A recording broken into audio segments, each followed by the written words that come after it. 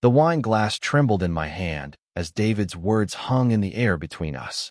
We'd been married for 7 years, together for 10, and I thought I knew every corner of his mind. But tonight, something had shifted. "It's just a fantasy, Maya," he said, his voice oddly casual as he scrolled through his phone. "Everyone has them. It doesn't mean anything." My throat tightened. "A fantasy about Rachel? Your coworker Rachel?" He finally looked up, his hazel eyes meeting mine with what seemed like genuine confusion at my reaction. "I'm being honest with you. Isn't that what we always said we'd do? Complete transparency." I set down my glass before I could drop it.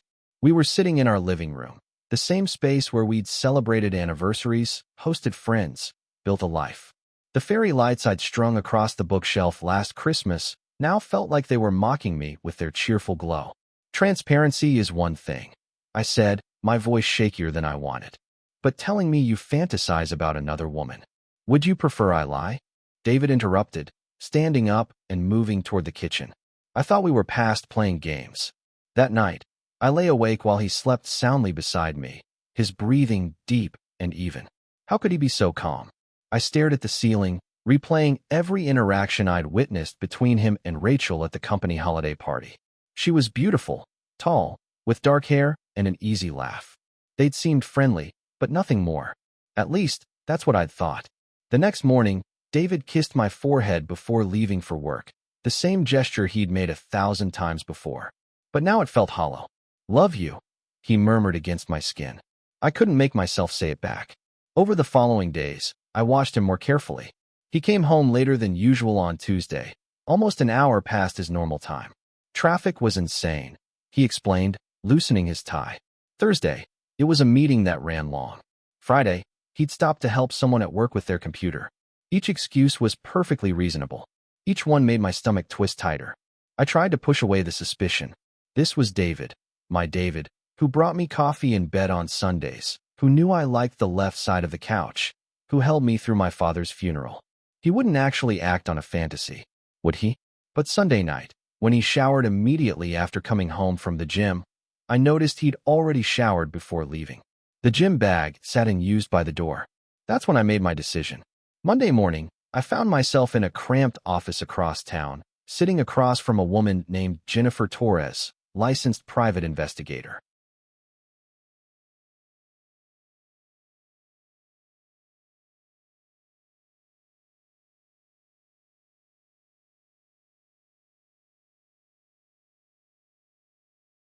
Jennifer Torres had kind eyes, but a no-nonsense demeanor that put me slightly at ease.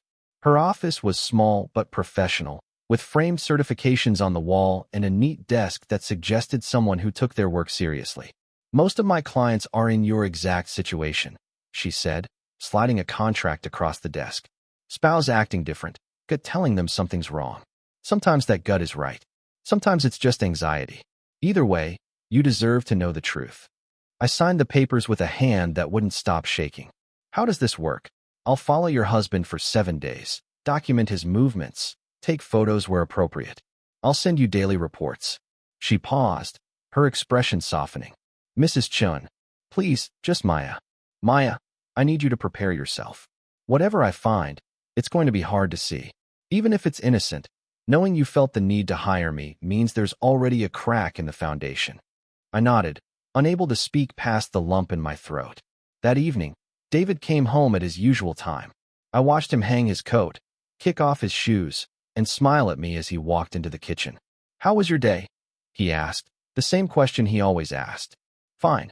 I lied, the same lie I'd been telling all week. "Yours?" "Exhausting. Johnson is riding everyone hard about the quarterly reports." He opened the fridge, pulled out leftovers. "I might have to work late tomorrow." My heart sank. "How late?" "Not sure yet. Don't wait up if it's past 9. I forced a smile and watched him heat up his dinner. This man I'd loved for a decade, wondering if I knew him at all. The first 3 days of Jennifer's reports were mundane. David went to work, attended meetings, ate lunch at his desk or occasionally with colleagues, including Rachel, though never alone.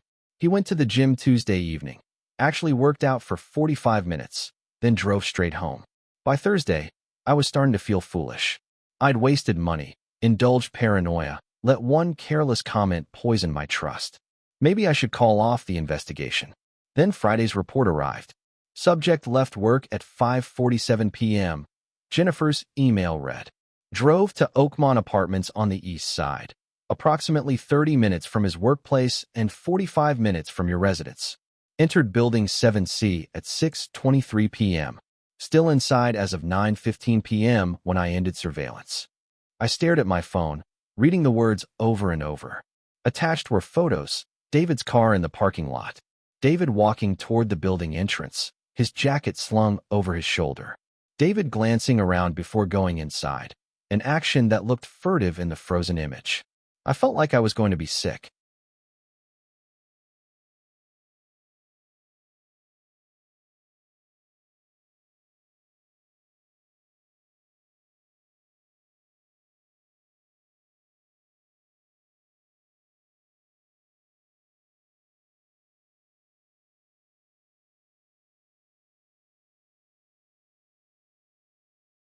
I barely slept that night.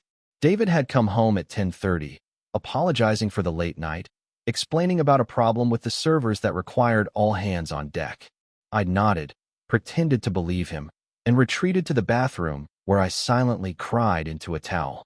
When I finally fell into fitful sleep, I dreamed of Rachel's laugh, of David's hands on someone else, of my marriage crumbling like sand between my fingers. Saturday morning, David suggested we go out for breakfast, our usual weekend ritual.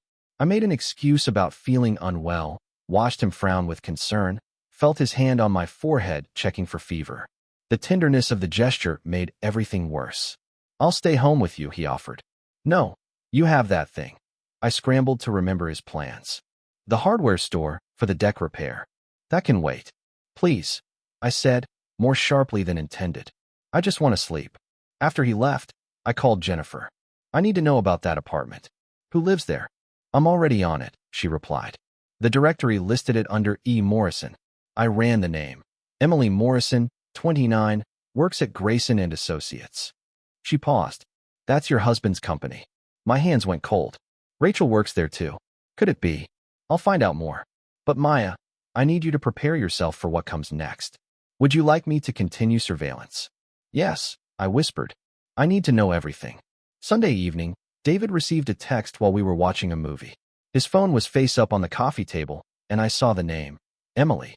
Need to step outside for a work call, he said, already standing. I watched him through the window, pacing in the driveway, his free hand gesturing as he spoke. The conversation lasted 15 minutes. When he came back in, his expression was troubled. Everything okay? I asked. Yeah, just a colleague dealing with some personal issues. Nothing major. He settled back on the couch, pulling me against him. Where were we? I let him hold me, this stranger wearing my husband's face, and wondered how many other lies he'd told. Monday's report shattered what remained of my composure. Subject visited the same apartment complex at 6:45 p.m., Jennifer wrote. Stayed until 11:20 p.m. I managed to get into the building and confirm apartment 7C belongs to Emily Morrison. Cross-reference social media. She matches the description of a woman who works in your husband's department. Attached are photos from her public Instagram profile. I clicked the attachment with trembling hands. Emily Morrison was pretty in an understated way. Blonde hair, warm smile, photos of hiking trips and coffee shops. One recent photo showed her at what looked like a company event.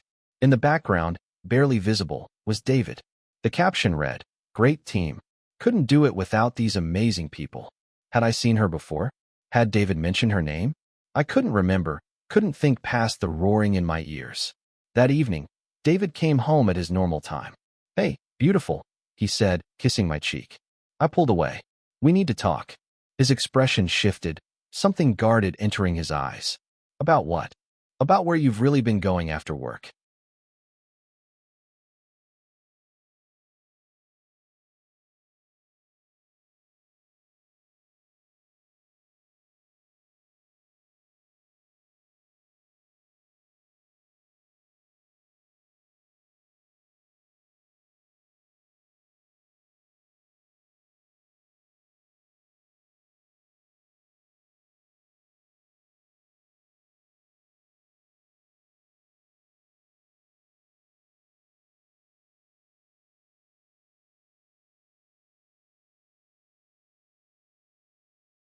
The color drained from David's face. For a long moment, he just stood there in our entryway, his briefcase still in his hand, frozen like a photograph. Maya, I can explain. Can you? My voice was surprisingly steady despite the tremor in my hands. Because I'd love to hear the explanation for why you've been spending your evenings at Emily Morrison's apartment. He closed his eyes, his jaw working. How did you? Does it matter? I cut him off. You've been lying to me. For how long, David? How long has this been going on? It's not what you think. He set down his briefcase, reached for me. I stepped back. Maya, please. Just let me explain. Then explain. Explain why you told me you fantasize about Rachel. And then I find out you're secretly visiting a completely different coworker at her apartment for hours at a time. My voice cracked. Explain how I'm supposed to believe anything you say.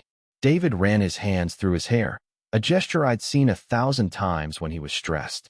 I mentioned Rachel because I thought if I was honest about stupid, meaningless thoughts, you'd trust me more. I never acted on it. But Emily, he shook his head. That's different. That's completely different. Different how? Different because you're actually sleeping with her? No. His voice rose. God, no. Maya, I'm not cheating on you. I would never. Then what? I was shouting now, years of trust and love and faith cracking open. What could possibly require secret meetings at her apartment until almost midnight? What could be so important that you'd lie to me day after day? David's shoulders slumped. He looked suddenly older, exhausted. Emily's brother was in a car accident 3 months ago. He's paralyzed from the waist down, going through intensive physical therapy. Her parents live overseas. Her mom's sick, can't travel.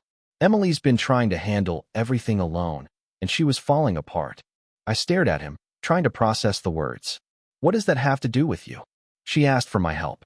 She was embarrassed, didn't want anyone at work to know what she was going through, didn't want the pity or the gossip. He met my eyes, his own pleading.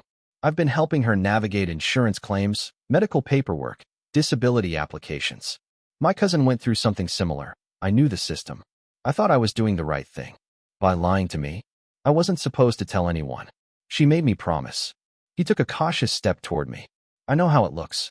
I know I should have told you anyway, but what? You thought I'd what exactly? Be jealous of a woman dealing with a family tragedy? Think you couldn't help someone without ulterior motives? David's face crumpled. I don't know. Maybe I liked feeling needed. Maybe it was easier to keep it separate from our life. Maybe I'm an idiot who made everything worse by trying to respect someone's privacy.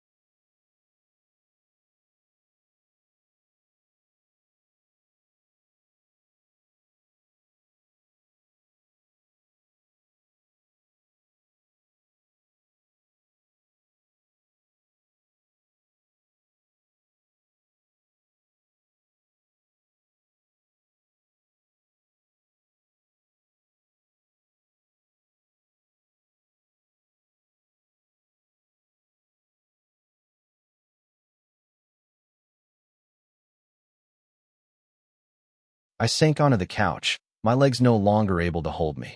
I hired a private investigator. I know, David said quietly.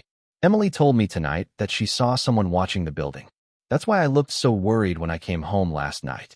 You knew I was having you followed, and you still lied this morning? I was going to tell you everything today. I just needed to talk to Emily first, make sure she was okay with me sharing her situation. He sat down on the opposite end of the couch, maintaining distance. I have texts, emails, documents. You can see everything.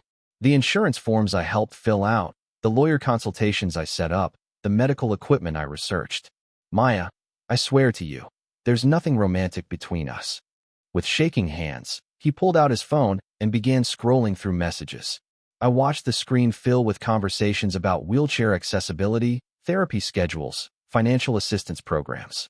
There were photos of forms, links to medical resources, research about spinal cord injuries. Then he opened a message thread that made my breath catch. It was from Emily, dated just 2 days ago. I don't know how to thank you for everything you've done. You've been like a brother when I needed one most. I know I asked you to keep this private, but maybe it's time to tell your wife. I hate being the reason for any tension in your marriage. What you and I have is just friendship, and she deserves to know that.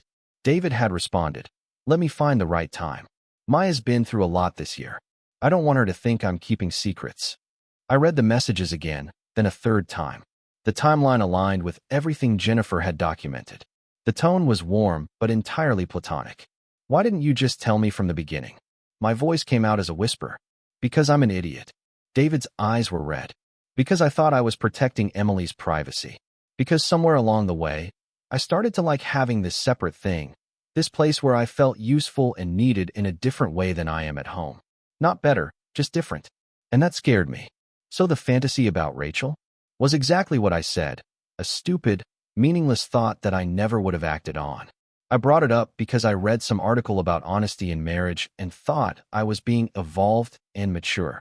He laughed bitterly. Instead, I just made you paranoid and suspicious. I looked at my husband, really looked at him. 7 years of marriage, 10 years together. I knew the way he bit his lip when concentrating, the scar on his left eyebrow from a childhood fall, the exact shade of green his eyes turned in morning light. I knew he sang off-key in the shower and alphabetized the spices and cried at videos of soldiers coming home to their dogs. But I hadn't known he was capable of keeping this kind of secret, even one with innocent intentions. I need you to meet Emily, I said finally. David blinked. What?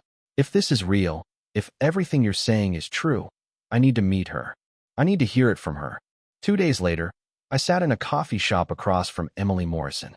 She was smaller in person than in her photos, with tired eyes and hands that fidgeted with her cup. I'm so sorry, she said before I could speak. I never meant to cause problems in your marriage.